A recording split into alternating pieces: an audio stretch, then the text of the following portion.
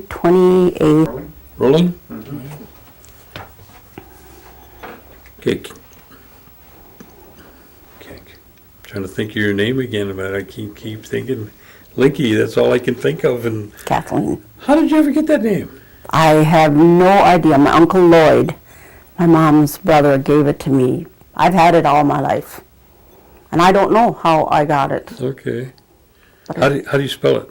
Linky. Linky. Linky. Okay.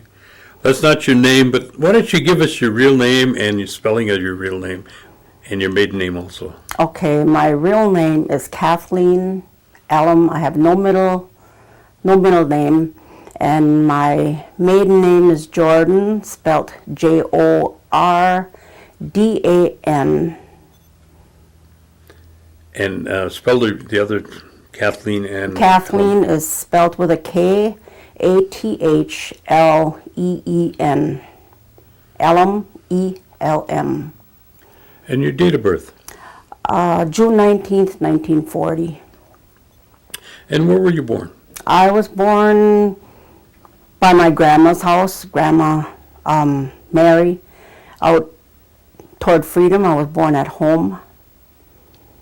Grandma Mary was, what do you call that, midwife or whatever. She delivered me. Okay. And give us the names of your parents. My father's name is Vernon, spelled V-E-R-N-O-N, Francis, F-R-A-N-C-E-S, Jourdan, J-O-U-R-D-A-N. I don't know how we got the two Jordans, but that's how they were. And my mother's name is Catherine, spelled K-A-T-H-E-R-I-N-E, no middle initial, and Jourdan, and she was J-O-U-R-D-A-N, and her maiden name was Metoxen, M-E-T-O-X-E-N. Okay. All right. How many brothers and sisters did you have? I had 14 brothers and sisters. 14. Can you remember them all? Yes. Let's go through the names of them. Okay, Kermit, he's the oldest, and then comes me, and then Hubert, he passed away a little over a year ago. Then Randall, Valerie, Caroline, Elaine, Alois, June, Marvin, and Clint. And I have 3 sisters that are deceased, Florence and Florine and Mary Agnes. That's a big family. It's a big family. All right. Can you remember the names of your grandparents? My grandparents on my mother's side was William and Mary Metoxen. And on my dad's side was Alpheus and Elsie Jourdan. And do you know what the maiden names of your grandmothers were? I know the maiden name of my grandmother on my mother's side was Webster. But as far as, I think on my dad's side was, was Christian. Her maiden name was Christian. Okay. Now, did you have any recollection of either one of your grandparents on either side? On my dad's side, I knew my grandma Elsie. She was blind, but I don't remember Alpheus. And I was brought up with my other grandma and grandpa, Mary and Willie. Every summer I would get to go on a trip with them to Chicago. For probably 10 years I did that with them. And they drove there all the time. Mm-hmm. Can you tell me a little something about your grandparents that you remember? Well, I remember my grandma Elsie. She was blind, and they lived with my dad's sister Vera I remember that on Mary Hill Drive in Green Bay. And I can vaguely remember her sitting in a rocking chair. She was blind, and she was really old. I don't know how old, but I could see her in that rocking chair rocking, and really quiet. She hardly talked to you, or, you know, just say hi, Linky, and how you doing, and how's school, and if I was supposed to be in school, she'd say, well, how come you're not in school? You know you need an education. Yes, I know. And like I said, Grandma and Grandpa, Mary and Willie, I was there a lot. I stayed with them a lot. And I guess maybe I was a spoiled one out of all her grandchildren, because she had 12 kids too. And I would go to Chicago with them every summer. We'd go there for 2 weeks. And Grandpa would drive. I'd sit in the front with him and Grandma in back. She was a backseat driver, big time. Oh. And Grandpa was really one that was for school. You know, he says you can't get an education if you don't go to school, and you need an education to get a job. So he was really for school. Grandma, she always wanted to help around the house. If you're there, you're going to help her and do stuff for her. And Where was their residence at?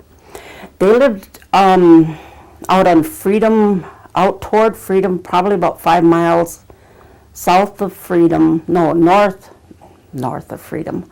And it was a little log house, 3 rooms downstairs and 1 little bedroom off the living room. And it was a big upstairs. They just had blankets for the dividing of the rooms, and that's like 2 rooms up there. I mean, and many beds, many beds, but that's what I can remember about them. And something I thought was kind of cute. My grandpa Willie had a pig. He bought a pig when it was a baby, and that pig's name was Apple. And I could see that pig coming in the house by Grandpa's, and he never did anything in the house. He'd lay down until he got to be about 400 pounds, and then Grandpa couldn't kill him, so he just gave him away. But he would go outside and come in. He knew how to come in that door and go out, and he didn't have to be in a pen. You know, he was always in the house. Part of the family, yeah. Part of the family, yeah. And when he got too big for Grandpa to take care of, he couldn't kill him because he couldn't eat that. Too close, you know, yeah, he was too yeah. close to them. What was your occupation of your grandfather? Do you remember? A stevedore, whatever that is. He I works on think the that's boats. works on the boats. Mm-hmm. Yeah, that's. And then he worked at U.S. paper mill, way on the east side. I can remember that because we used to go there after he retired and when you retired from there, you were able to get like toilet paper and paper toweling, and as long as you lived. Mm-hmm. But that's where the last place where he worked at was at that U.S. paper mill. Did you know what kind of educational background he may have had? No, that I don't know. They never really talked about it. You know, there was never that much talking about it. Did he speak Oneida? Yes, he did. Because when he'd get mad at me, he'd tell me something in Oneida. Did he talk about anything about the tribe in terms of tribal politics or anything like that, or was he involved in any of the tribal activities that you know? Not that I know of, and he didn't talk much about the Oneida people. Mm-hmm. He was kind of quiet about that. Mm-hmm. All right, let's talk about your grandmother.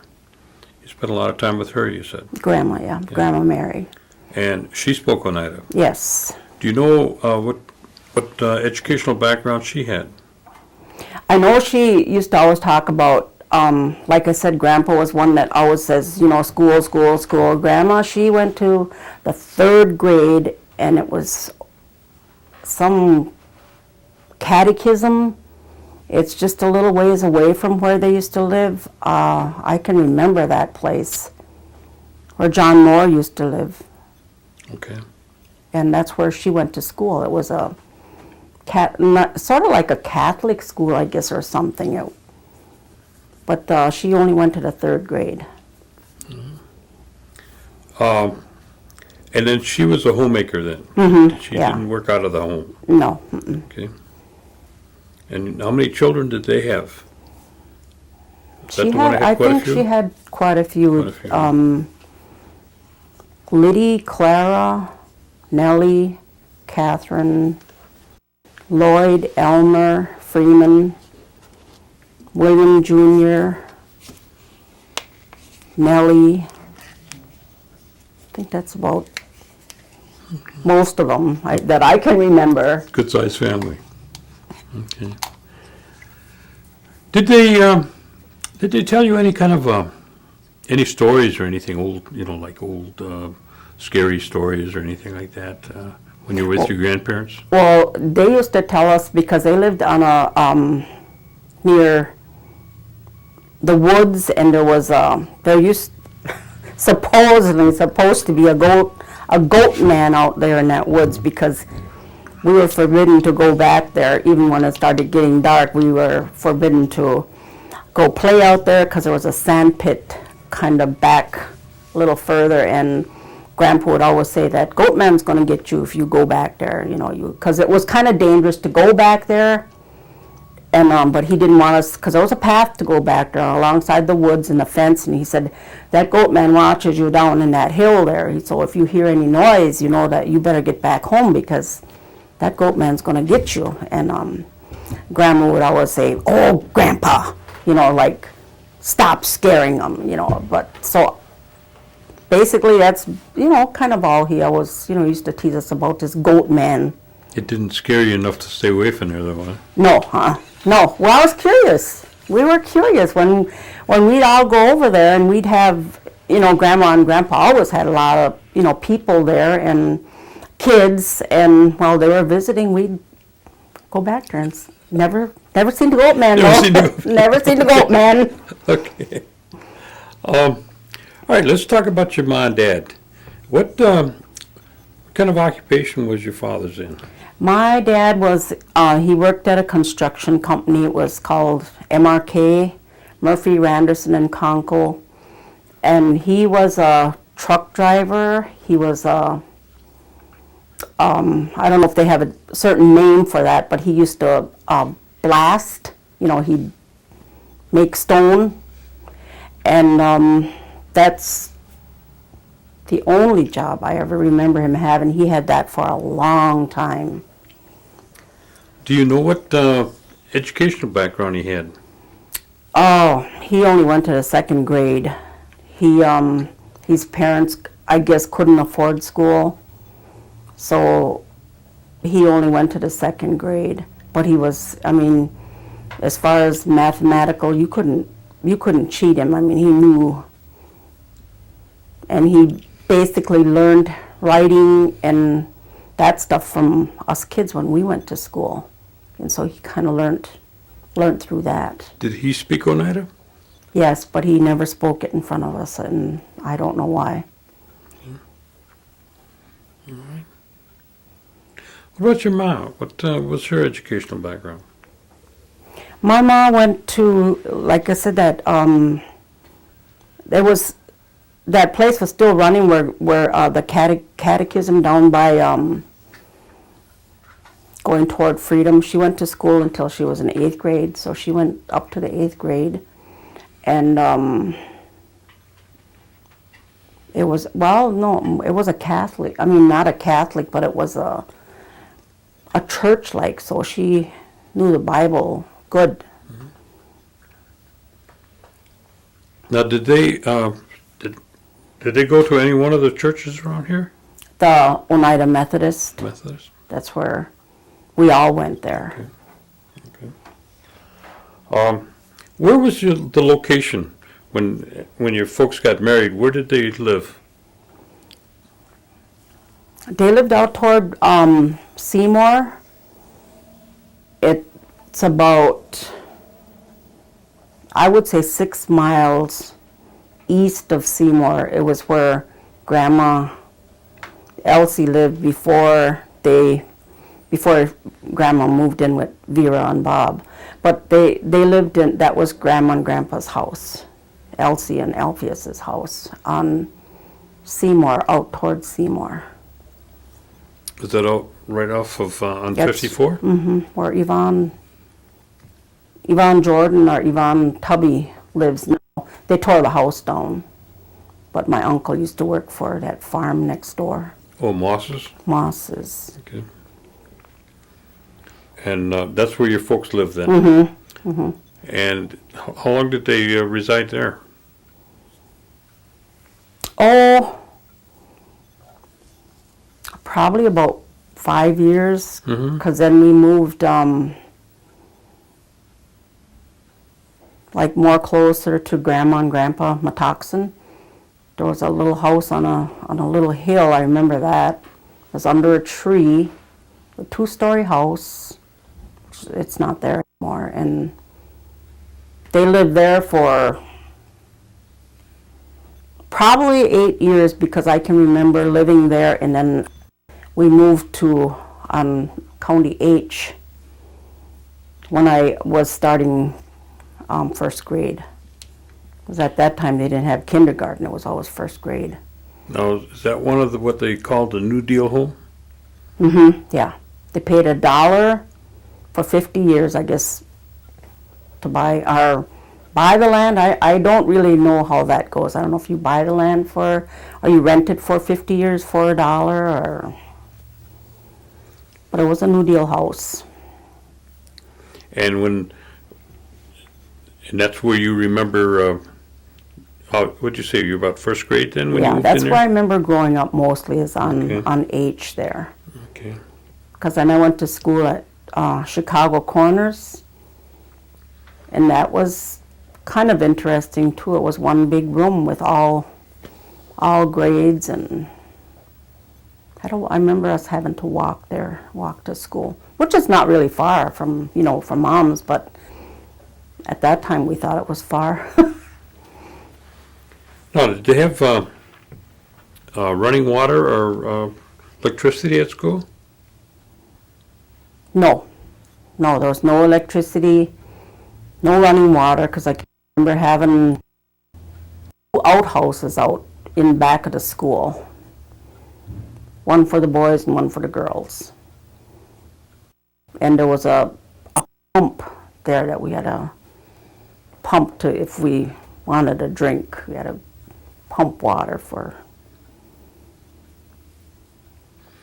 And at home, did you have electricity and water? No, not, I think even when I started high school, so probably till I was 12 years old, we always had that outhouse and kerosene lamps. We'd have a lamp for each room, and an old wood stove. I remember having to cook on that wood stove, that big, you have to go cut wood and chop wood, and that was fun though. I mean, and my dad, it was the reason my dad, he didn't want electricity, and he didn't want running water, and he said this is how he was brought up, so this is the way it's supposed to be with kerosene lamps, Well,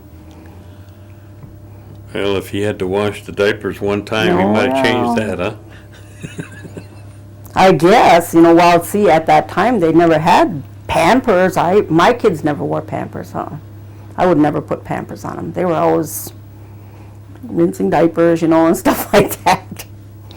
Well, wash day was a pretty big affair then. Oh, yes. We had a clothesline out there, and he made 8 lines, between 6 to 8 lines out there. And, when, if we did anything wrong and we got a punishment, we would have to do the wash. We'd have to haul water in the house, put it on that big stove, heat it up, carry it outside to another big wash tub, and we had that Fells naphtha soap and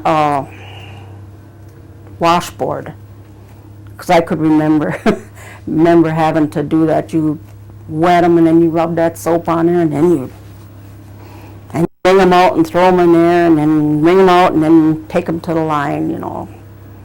That's what I remember about us having to wash. You didn't sit in front of the TV when you... We didn't have a TV. We had no TV. We probably didn't get a TV, and it was like probably just a little bitty 2-inch one maybe that we had, and it had a radio built on it, so that was all we... And we had to go to bed by 8 o'clock, so we couldn't watch. And what we call our soaps now, that used to be on a radio. It was never on TV. I can't remember what was on TV, even if it was cartoons or what it was. I don't remember. Tell me what a typical holiday would be like Christmas. Christmas was always, we always spent it together. It was always together, and I guess in that time, people had a hard time, must have, because we would only get one gift. One gift under the tree. And we would get up, I don't know how, this tradition's been going on forever, like 4 o'clock in the morning, wake our mom and dad up, can we look at see if Santa came? And we'd be really excited about it and looking around for our names and sitting around the tree at 4 o'clock in the morning, opening our presents. And we were always just happy with what we got. Sometimes it wasn't new, sometimes it was, but that was a typical Christmas. And then Ma would have a dinner, a big dinner, and we'd all be home. What about when somebody got sick? How would your parents handle that? Did they? Well, at that time, I remember they used to be able to go call a doctor or get a doctor, and he would come out to the house. The doctors made house calls, and if it was something where they had to go in, I remember them taking one of my little sisters that passed away at 2 o'clock in the morning and take her to the Hittner Clinic with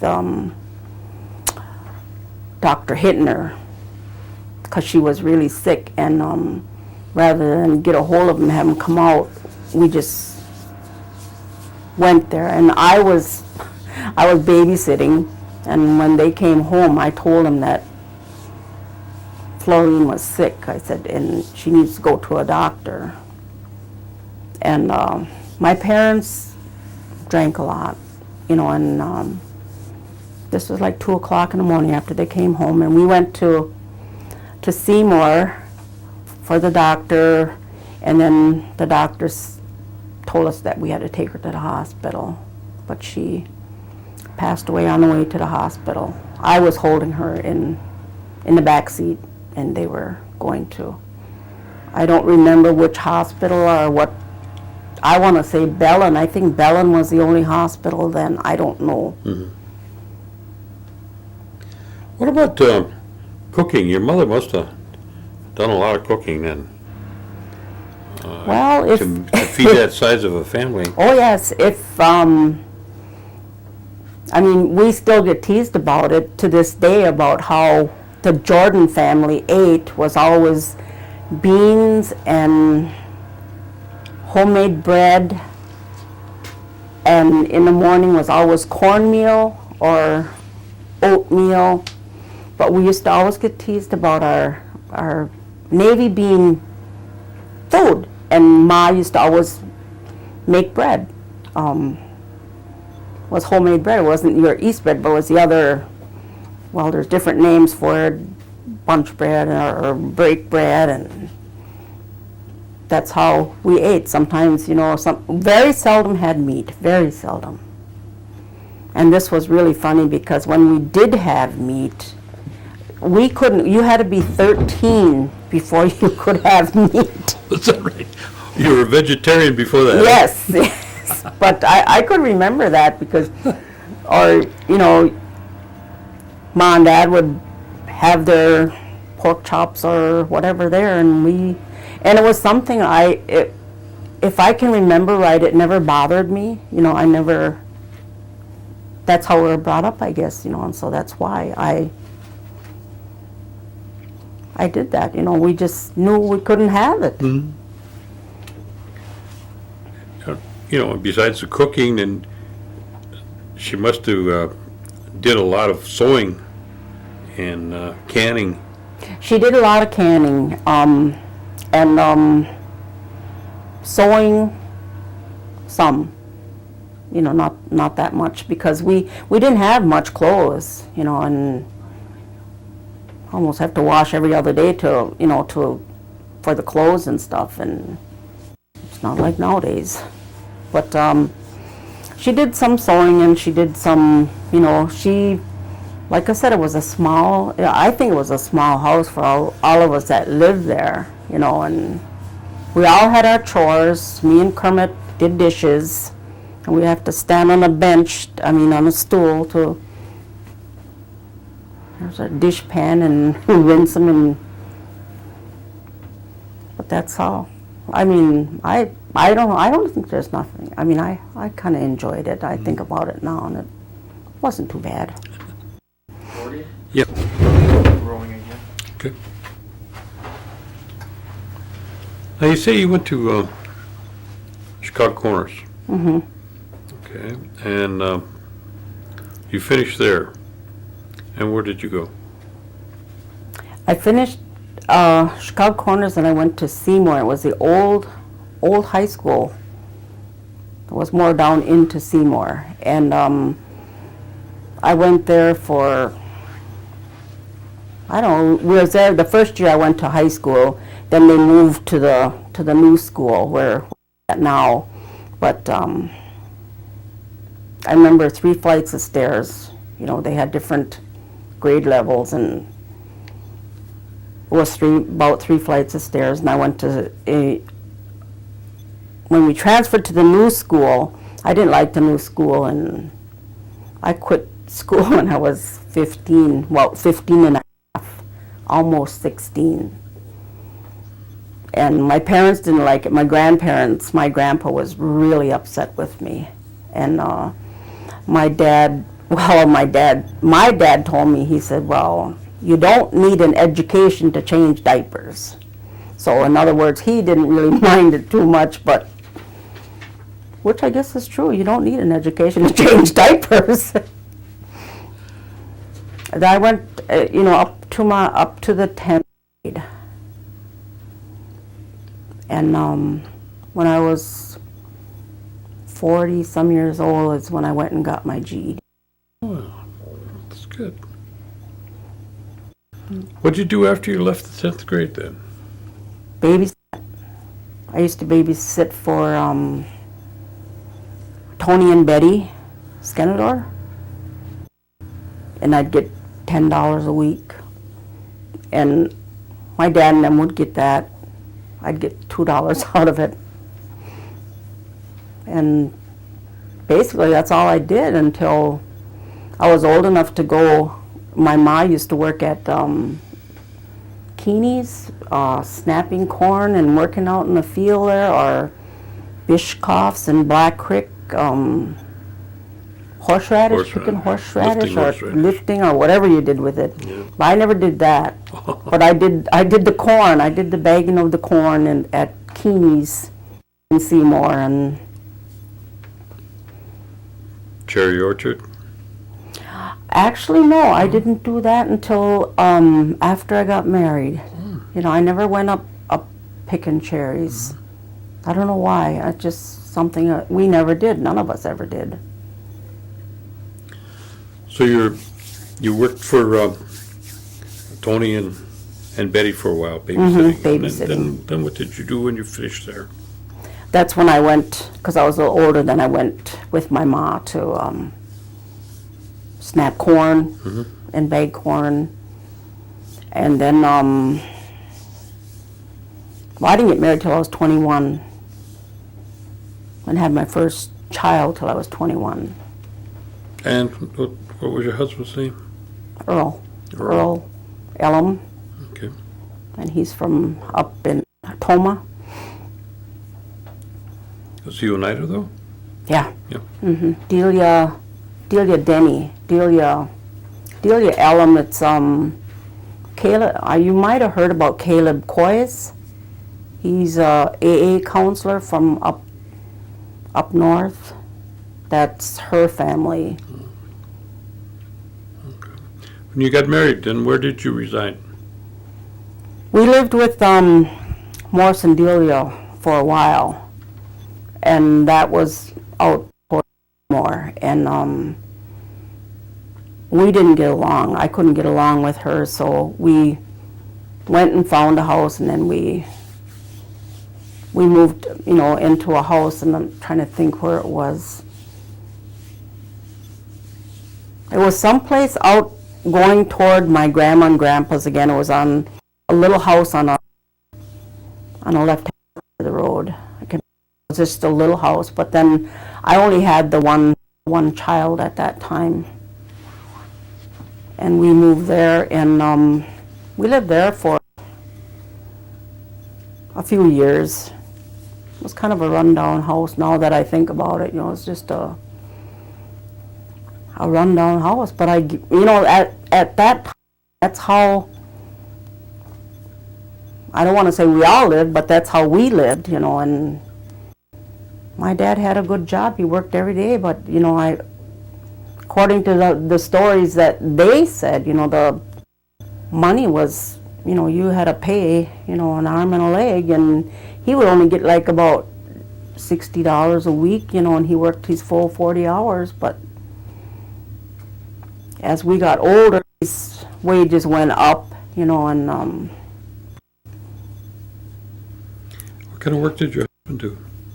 he was a stevedore too for a while, but then he took he was a semi driver, and he did for many years, and that's when he got killed, is when he was out driving. He was coming back home, yeah. Let's see. And how many children did you have? I have three boys and one girl. And can you give us their names? Dwayne is 44. Robert, he lives in Reno, Nevada. He's 43. And then Earl Jr. is 41. And Lori is going to be 40 in July.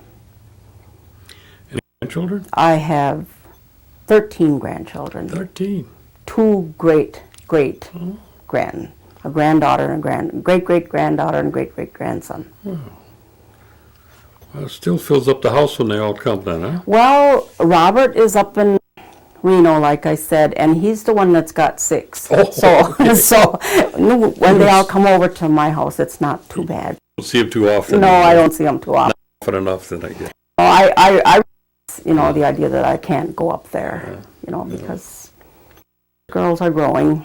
Now, where did you live after you got married then? Where did you We lived in Site 2. Site 2? 327 Oakwood. Mm-hmm. And we lived there. That's where we lived up until he got killed. Okay. We lived there. And did you continue to stay there then? No, the insurance, he was, he had good insurance because he was a truck driver, so we had a couple of insurances, and I went and I purchased a mobile home, but I had to go through the insurance company to get the cash to buy it, because I said I didn't want all that money given to me at one time. I'd put it someplace where I would have to ask for it before I would get it, so they made me to buy 3-bedroom mobile home. And we put it on my dad's land. It was more toward the back. I see. That's why. Is that right off of H there? Mm-hmm. Okay. All right. And that's where you raised your That's family? where I raised my kids, yes. Did you, during the course of the time when, you were married and raising a family, did you also work outside the home? No, he didn't want me to work. My husband didn't want me to work. And I more or less stayed home. But after he got killed, and I couldn't live on what I was getting, so I had to. And then I decided to go get my GED, and I got my GED. Went in for nurse's aid training, teacher aid training. So I'm a certified nursing assistant, a certified teacher aide, and a certified CHR. So you didn't just do diapers all your life? No, no, I didn't. Almost. And you've been working on that and positions within the tribe? Yes. I see. Mm-hmm. Mm-hmm. And how many years did you work in that? I worked as a nurse's aide for 8 years, and I put in most of my time over at Oneida, the Irene Moore. I think that's called Irene Moore. Well, anyhow, I was there when they first built it because there were people there, and we used to clean. There was about 6 of us that got a job, went to school, got a job there, and we cleaned it and everything before they got any residents in there. And then I had that our teacher's aide, and I worked in Head Start for about 6 years for the tribe. And then CHR was for a tribe. It was for up in Bemidji that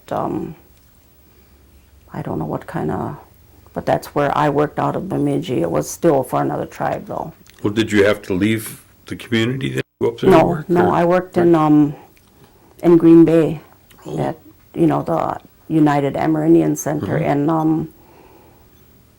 I worked there for 7 years. What is that? Tell me about that center. United Amerindian Center. It's a place where they help. Well, they help everyone, but basically it's toward the elders. And my job was to pick people up, take them to a doctor's dental appointment, any kind of medical. We would pick them up and take them, and there was no charge. They didn't have to pay for their ride or anything. And we had like diabetics come on Tuesday. We'd have a diabetic luncheon, and I did the blood sugars and the blood pressures and the weights on, quite a few of them. And that's one of the trainings that we had to have, was to take blood sugar and blood pressures. And like I said, I worked there for 7 years, and we'd have different opportunities. That's how I got to see my kids. We had opportunities I was all over. I went to Albuquerque, California, Colorado, Arizona, New Mexico, Reno, Bemidji. I think I went to about 10 different places, and we got to go to Reno, and I told my kids that I was going to be there, but I didn't tell them where I was going to stay. And when we got there, I could, how you can feel somebody looking at you. You feel like, because I was looking at the flyers they had there, and it's just like I could feel somebody looking, just funny. And so I turned around, and there was my son with all my grandchildren. I said, he found out where I was out here, to find out where I was staying. And that's how they knew. So I didn't have to, I stayed at a hotel, but I mostly stayed with them. They'd come and we'd go, different places, and they showed to get my grandchildren. I was there for 2 weeks, so I got to know them pretty good. That's quite an experience. That was wonderful. I enjoyed it, and it's something now I seen them for probably 5 years. Oh, that's hard. It's really hard. It is hard. You know, I grew up too fast. Yep, I think so. And how long did you finish working there, or are you still working there? No, I retired probably 4 years ago. 4 years ago? Mm-hmm. And then what did you get into? You didn't sit at home.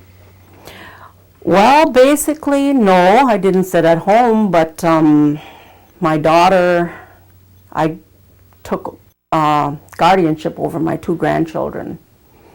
And right now they're 12 and 14, so I've had them for 4 years. Oh, those are tough years right now. Oh, it's tough years now. I don't know what I got myself into. Oh, I bet you. No, I love them though. I love them. Yeah. And I do some of the things that Oneida has, you know. Mm-hmm. What do you get into? Bingo. Besides bingo. Bingo. I like to sew, you know, and when my kids were growing up, I made all their clothes, and they all dressed like the boys had like blue shirts, and Lori had a blue dress, and I do a lot of sewing. Now I go visiting some of the elders that I worked with over at the Amerindian Center. I'll go and visit them, you know, and so no, I don't sit home, you know. So you're almost as busy as you were when you're working. Oh yeah. Plus I babysit once in a while for my little nephew while the mother works, and so I'm, you know, I can't just home. You're as busy as you want to be. Yep, I'm as busy as I want to be. All right. With all, you know, the experiences that you've had and the things that you've seen, what's your feeling about the services that the tribe is providing for, you know, the community, as a whole? I think it's a good opportunity. You know, I enjoy some of the programs. I'm still thinking about getting into something where it wouldn't interfere too much with, you know, bringing up them 2 boys, but it would be something like in the evening. But I think a lot of the programs are really good, and people need to respect them and obey them, you know, and just, you know, don't. I mean, I've known people that's got 4 or 5 different, what do you call them, jobs. You know, they go to school for this and go to school for that, and you know, and I really enjoy some of the, you know, the programs that they have where you can go, you know, and get free computer classes, and you know, all the different programs. I mean, you could really keep yourself busy by just doing or going to some of the things that the tribe has. And I kind of want to move back out to Oneida, you know, out in this area, because I would like to get more involved, you know, with the tribe. Because when I did work for Head Start, and that was out in Oneida by Moss's store, that building there, where I went to grade school, and that way I got into a lot of things with, you know, I knew a lot of stuff that was happening in the tribe. Now, living in Green Bay, I don't come out here too much, you know, which, I mean, I come to, you know, the powwows and stuff that they have. And what kind of advice would you give to the young people that are coming up today? Mm-hmm. Respect the elders, respect your tribe, and learn. I mean, really, well, with my own experience, we need to learn to have the, you know, with all this, the drugs and the, you know, the drinking and stuff like that, that this needs to stop, you know. And I don't have that problem with the 2 boys that I have, but I would like to see them really get into more education, and learn more about the tribe, learn more about their people, and,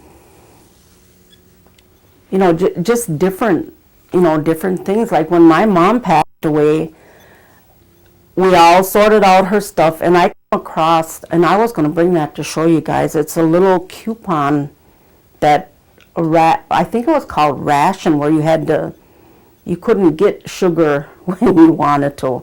It was a little, and that's got to be how old? Well, it goes back to the 40s. And she's still got 2 things. But no, I would love to see the people grow up and to respect the elders, like I said, and then get a good education and take care of your family. Okay. Is there anything else you want to share with us?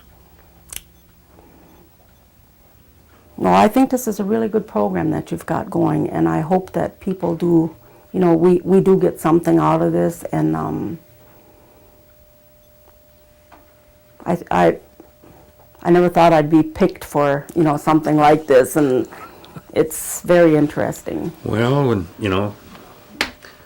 we just couldn't let Linky stay out of this, Yeah, well, come to Linky, it's really funny. I said, one time I signed my check as Linky Ellum, and I thought, oh my God. And it came through, it went through, and I thought, and I didn't think it was going to come through, so I thought, oh gosh, I'm going to be bouncing a check, and this is another one, my Aunt Grace, she was married to Al Griffey, and he's a hillbilly. And he came out one time, and somebody called me Kathleen. He says, "That's your name, Kathleen?" I said, "Yeah." He said, "Oh, such your name was Linky." He said, "All these years I thought that was your real name, Linky, not Kathleen." I said, "No, that's my real name. And how come I don't have a middle name? I don't know." Well, maybe that's what we can call it, your middle name, huh? Yeah, Kathleen Linky Ellum. Well, I want to thank you for coming in and sharing these things with us. Oh, you're I appreciate welcome. it very much. I appreciate you guys asking me. Okay, well, good.